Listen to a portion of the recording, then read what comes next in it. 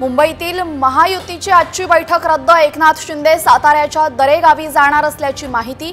शिंदे नाराज असल्याची पुन्हा चर्चा।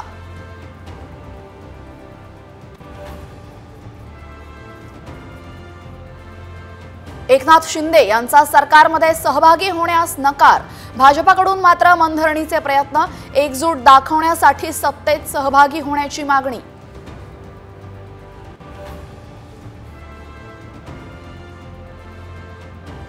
मुख्यमंत्रीपदी देवेंद्र फडणवीस विराजमान होणार। महायुतीच्या दिल्लीतील बैठकीत नावावर शिक्कामोर्तब। सूत्रांची साम टीव्हीला माहिती।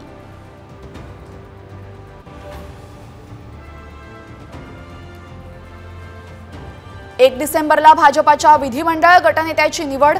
2 डिसेंबरला सरकारचा शपथविधी। साम टीव्हीला सूत्रांची माहिती।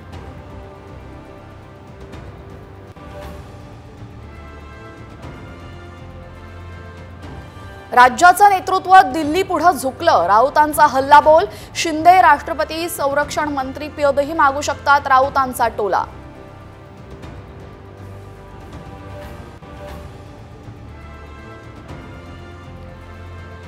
दिल्लीत आज काँग्रेस कार्यकारिणीची बैठक। महाराष्ट्रातील काँग्रेसच्या दारुण पराभवानंतर मंथन होणार।